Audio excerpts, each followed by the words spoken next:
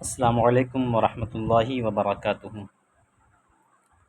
الحمد للہ رب العالمین وبہ نستعین والصلاة والسلام علی سید الانبیاء والمرسلین وعلی آلہ وصحبہ اجمعین ومن تبعہم بإحسان الی یوم الدین وبعد۔ باب العلم انواریہ ایجوکیشنل سوسائٹی اور جامعہ انواریہ حیدرآباد کے زیر اہتمام درس مشکوٰۃ المصابیح کا یہ سلسلہ جاری ہے۔ آج حدیث نمبر 152 پہ گفتگو ہوگی، جو کہ حضرت عبداللہ بن عمر رضی اللہ تعالیٰ عنہ سے مروی ہے۔ حدیث کے الفاظ ہیں: وعن عبداللہ بن عمر قال حجرت الی رسول اللہ صلی اللہ علیہ وسلم یوما۔ حضرت عبداللہ بن عمر رضی اللہ تعالیٰ عنہ سے روایت ہے، وہ کہتے ہیں کہ میں ایک دن رسول کریم صلی اللہ تعالیٰ علیہ وسلم کی بارگاہ میں دوپہر کے وقت حاضر ہوا۔ حجرہ یحجرو، اس کا معنی ہوتا ہے اتیت فی الحاجرہ، سخت گرمی کے وقت، دوپہر کے وقت، تیز دھوپ کے وقت سفر کرنا، جانا۔ تو حضرت عبداللہ ابن عمر حضور صلی اللہ علیہ وسلم کی بارگاہ میں تیز دھوپ کے وقت، یعنی دوپہر کے وقت، جبکہ گرمی کا سخت وقت ہوتا ہے، اس وقت حاضر ہوئے۔ کیوں حاضر ہوئے؟ اس وقت جانے کی وجہ کیا تھی؟ ہو سکتا ہے کہ یہ وقت حضور صلی اللہ تعالیٰ علیہ وسلم کے کمرے سے نکلنے کا وقت ہو، کہ آپ ظہر کے لیے نکلتے ہوں یا پھر دیگر ضروریات کے لیے، تاکہ حضور صلی اللہ تعالیٰ علیہ وسلم سے ملاقات ہو سکے اور آپ کے اقوال و فرمودات کو سن سکیں۔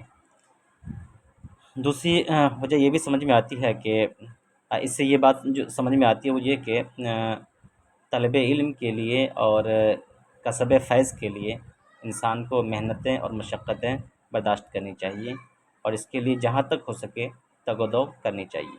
یہی وجہ ہے کہ حضرت عبداللہ بن عمر رضی اللہ تعالیٰ عنہ آقا کریم صلی اللہ تعالیٰ علیہ وسلم کی بارگاہ سے فیض حاصل کرنے کے لیے اور علم کی برکتیں لینے کے لیے تیز دھوپ کا بھی خیال نہیں رکھا، اور سخت دھوپ کے وقت بھی آپ حضور کی بارگاہ میں پہنچے۔ قال، وہ کہتے ہیں کہ فسمع اصوات رجلین،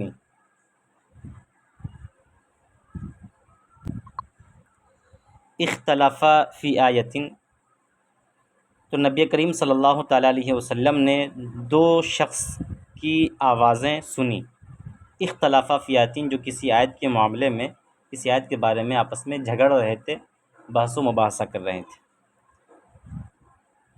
اب وہ آیت قرآن کریم کی کسی آیت سے متعلق، دیکھیے اختلاف کی 3 نوعیتیں بن سکتی ہیں۔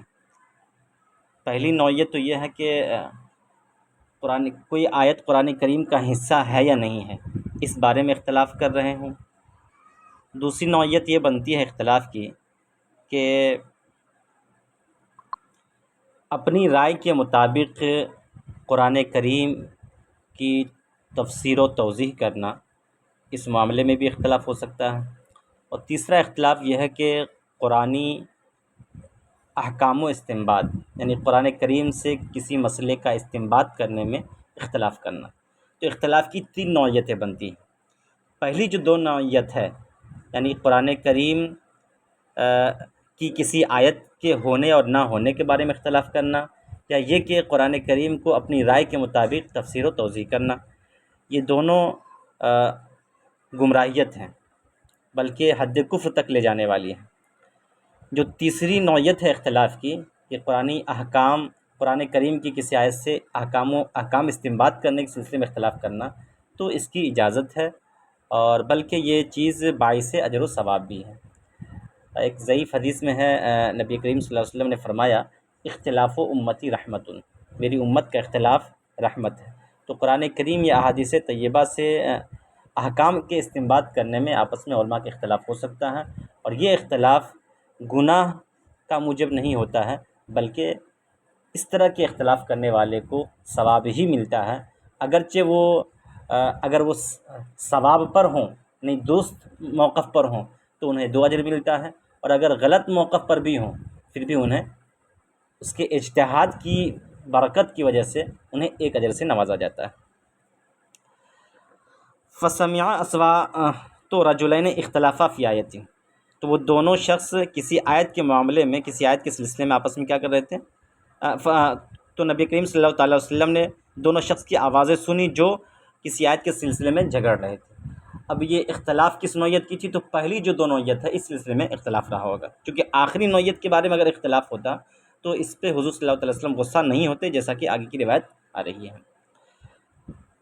فخرج علینا رسول اللہ صلی اللہ علیہ وسلم یعرف فی وجہہ غضب، تو نبی مکرم صلی اللہ تعالیٰ علیہ وسلم ہمارے درمیان تشریف لائے جبکہ آپ کے چہرے سے غضب کے آثار نمایاں ہو رہے تھے، یعنی غصے کی حالت میں حضور صلی اللہ تعالیٰ علیہ وسلم ہمارے درمیان تشریف لائے۔ اس سے یہ سمجھ میں آتا ہے کہ دونوں حضرات کا جو اختلاف تھا نا، وہ قرآن کی کسی آیت سے احکام کے استنباط کرنے سے متعلق نہیں تھا، بلکہ پہلی دو شکیں جو دو نوعیت بیان کی گئی ہیں اختلاف کی، اس سے متعلق رہا ہوں۔ فقال، تو آپ نے فرمایا، انما ہلک من کان قبلکم باختلافہم فی الکتاب،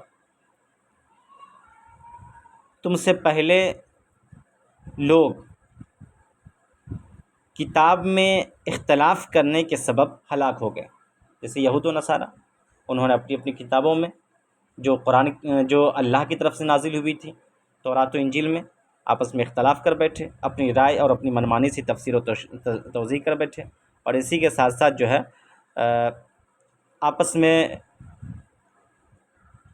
وہ لوگ زیادہ مختلف ہو گئے انجیل اور توریت کو لے کر کے، اس لیے وہ سب کے سب کیا ہو، ہلاک ہوئے۔ ہلاک مطلب عقیدے کے اعتبار سے اور ایمان کے اعتبار سے۔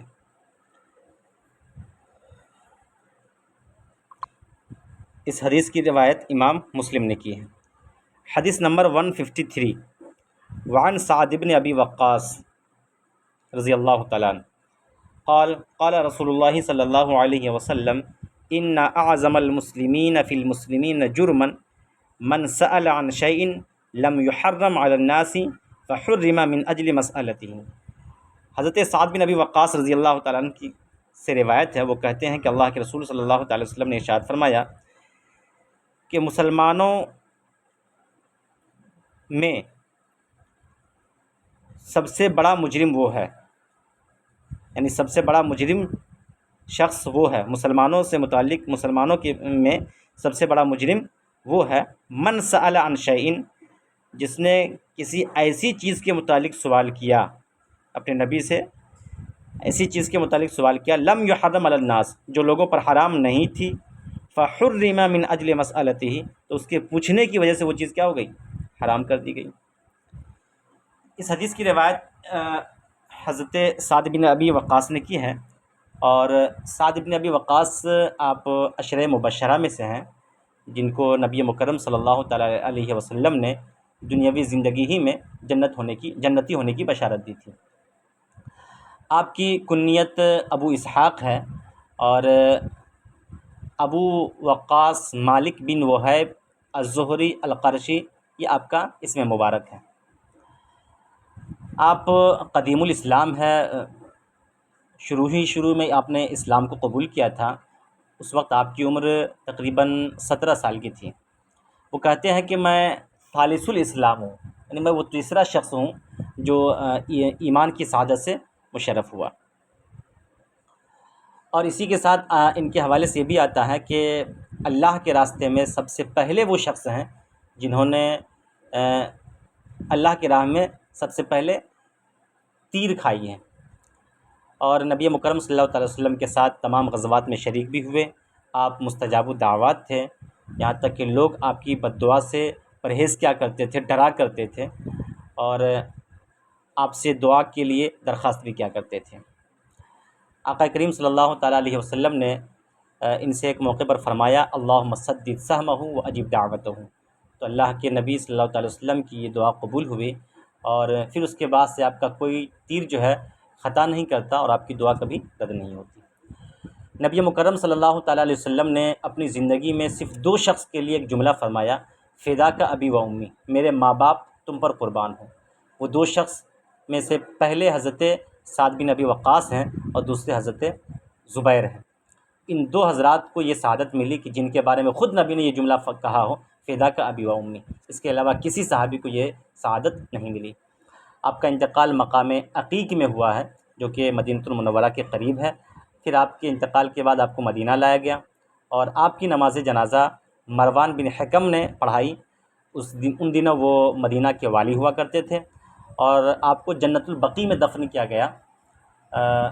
جس سال آپ کا انتقال ہوا اس سال 55 ہجری بتائی جاتی ہے، اور آپ کی جو کل عمر ہوئی وہ 70 پلس ہوئی، یعنی 70 یا تو 72 73 ہوئی ہو یا پھر 75 تک ہوئی ہو۔ اور عشرہ مبشرہ میں انتقال کرنے والوں میں سب سے آخری صحابی آپ ہی ہیں۔ حضرت عمر اور حضرت عثمان رضی اللہ تعالیٰ عنہ نے آپ کو کوفہ کا والی مقرر فرمایا تھا۔ آپ سے بہت سے صحابہ اور تابعین نے روایتیں بیان کی ہیں۔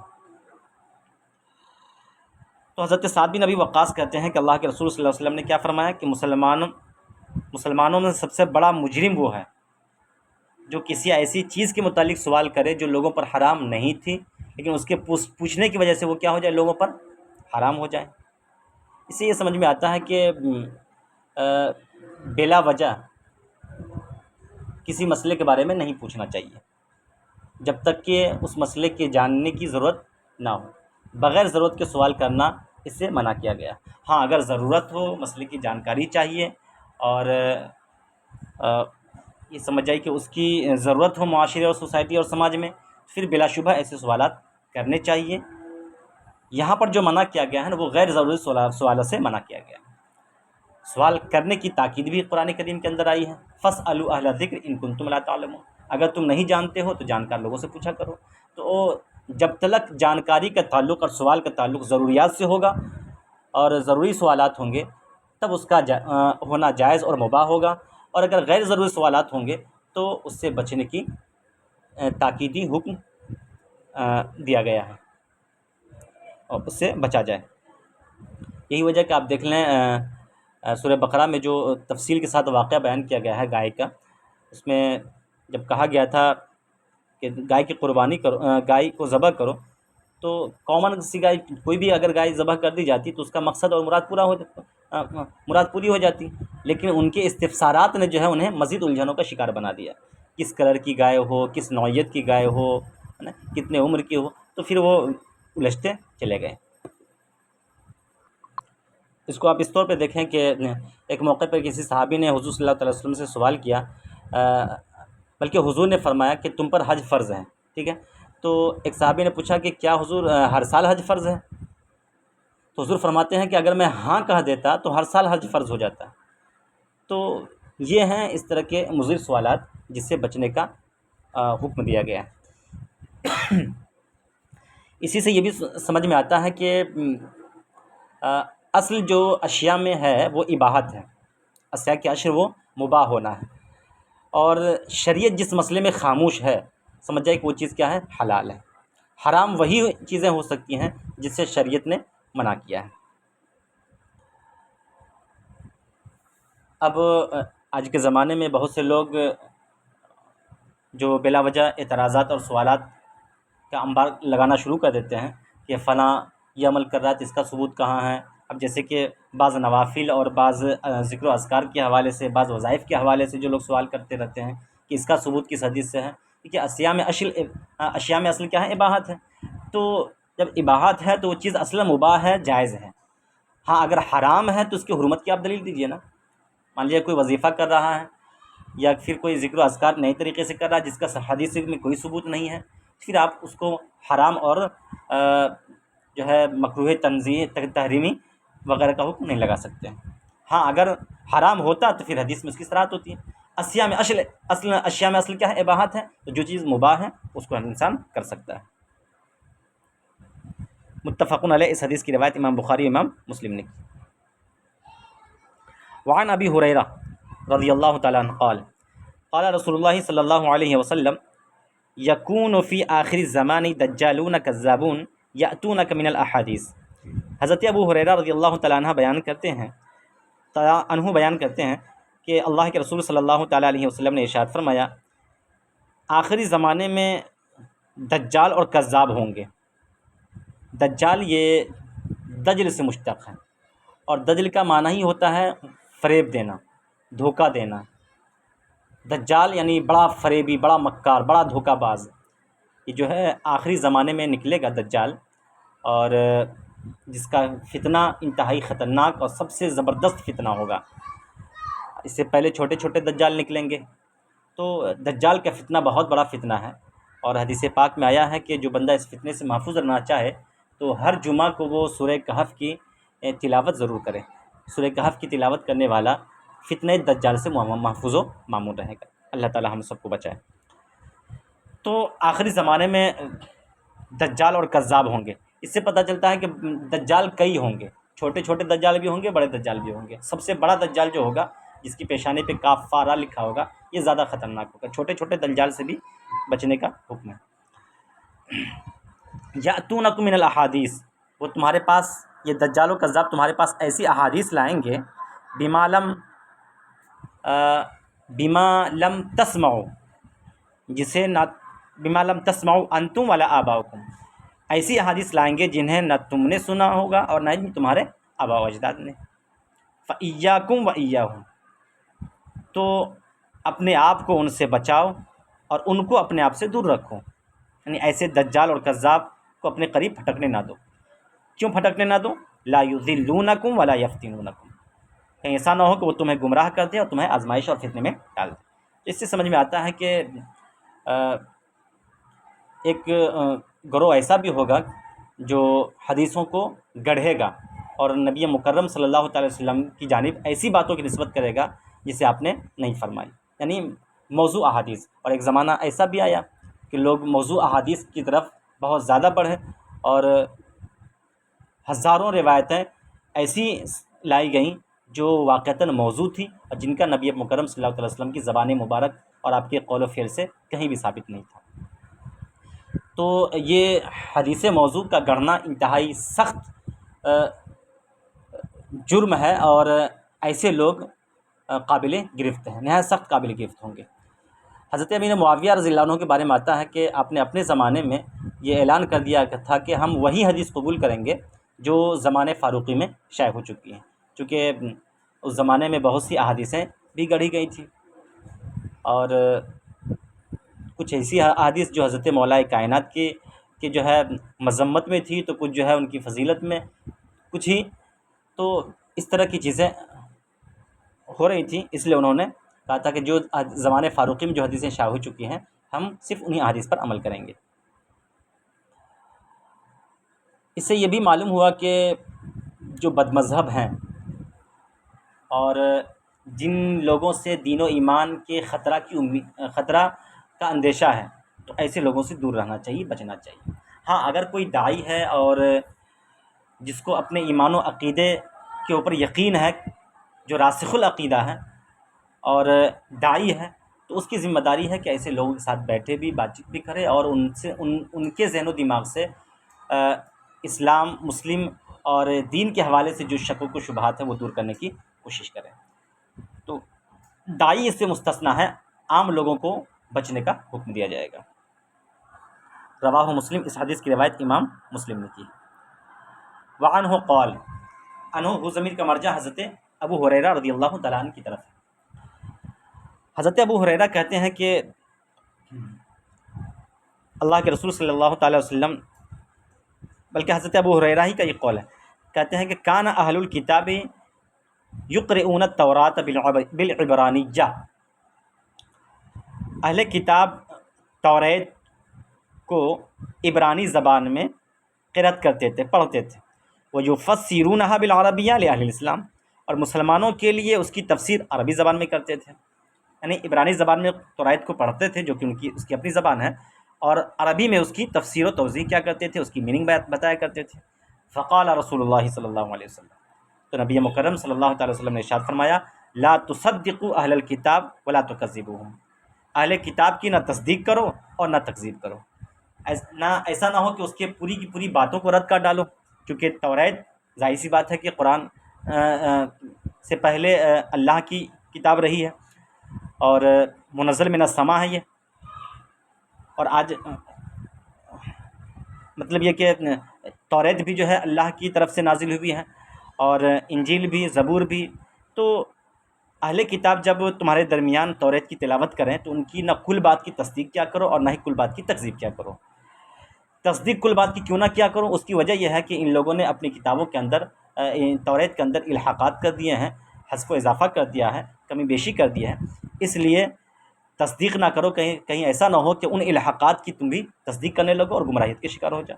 اور تکذیب بھی نہ کرو، اس لیے کہ ہو سکتا ہے کہ اس کی کچھ باتیں سچی بھی ہوں اور واقعتاً وہ باتیں ایسی ہوں جس کا حکم اللہ رب العزت نے دیا ہو، تو تم تکذیب کر کے تم بھی گناہ کے شکار نہ ہو جاؤ۔ تو اس لیے اہل کتاب کی جو کتابیں ہیں توریت و انجیل، ان کی نہ مکمل طور پہ تصدیق کرو اور نہ ہی مکمل طور پہ تکذیب کرو۔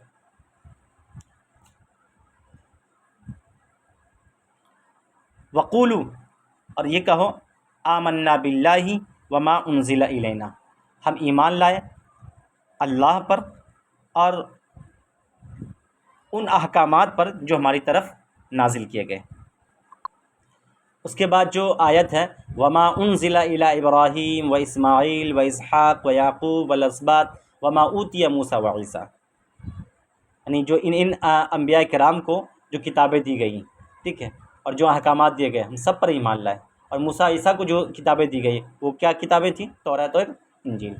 تو اس سے یہ سمجھ میں آتا ہے کہ ایک مومن کا ایمان چاروں کتابوں پر ہونا چاہیے، اور چاروں کتابوں کو یعنی توریت، زبور، انجیل اور قرآن کریم کو، اور قرآن کریم کے کو ماننے کے ساتھ ساتھ جو تینوں کتابیں ہیں اس کی بھی تصدیق کرنا چاہیے اور اس کو بھی ماننا چاہیے، لیکن مکمل طور پہ نہ اس کی تصدیق اور نہ مکمل طور پہ اس کی تکذیب کرنا چاہیے۔ اور آج کے زمانے میں جو توریت و انجیل ہے، اس میں تو بہت زیادہ الحاقات ہو چکے ہیں اور بہت زیادہ تبدیلیاں رونما ہو چکی ہیں، تو اس لیے احتیاط اور بچنا زیادہ بہتر ہے۔ رواہ البخاری، اس حدیث کی روایت امام بخاری نے کی ہے۔ وعنہ قال قال رسول اللہ صلی اللہ علیہ وسلم کفی بالمرء کذبا ان یحدث بکل ما سمع، اور حضرت ابو ہریرہ کی روایت ہے، وہ کہتے ہیں کہ اللہ کے رسول صلی اللہ تعالیٰ علیہ وسلم نے ارشاد فرمایا کہ انسان کے جھوٹا ہونے کے لیے اتنا ہی کافی ہے کہ وہ ہر سنی ہوئی بات کو بیان کر دے۔ یعنی ایسا نہ ہو کہ آپ جس بندے سے بھی کوئی بات سن رہے ہیں فوراً آپ دوسروں تک اس کو پہنچا دیں۔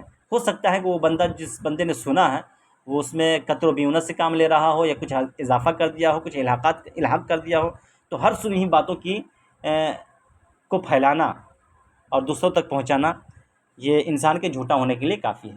اسی وجہ سے قرآن پاک میں ایک موقع پر آیا ہے، وَإِن جَاءَكُمْ فَاسِقٌ بِنَبَإٍ فَتَبَيَّنُوا، اگر کوئی فاسق تمہیں کوئی خبر دے تو تبین کرو، اس کی تحقیق کرو، اس کی تلاش و جستجو کرو کہ اس بات میں حقیقت کہاں تک ہے، اس بات کی صداقت کیا ہے۔ تو جب تلک یہ تحقیق اور جستجو کہ نہ ہو جائے اور جب تلک اس کی صداقت کا پتہ نہ چل جائے، اس وقت تک تم دوسروں تک اس بات کی تشہیر نہ کرو، اس سے بچو۔ ایسا ہو سکتا ہے انسان کہ جھوٹ نہ بولتا ہو کبھی، لیکن ہر سنی بات کو آگے دوسروں تک پہنچا دیتا ہو، تو یہ جھوٹا مانا جائے گا۔ رواہ مسلم، اس حدیث کی روایت امام مسلم نے کی ہے۔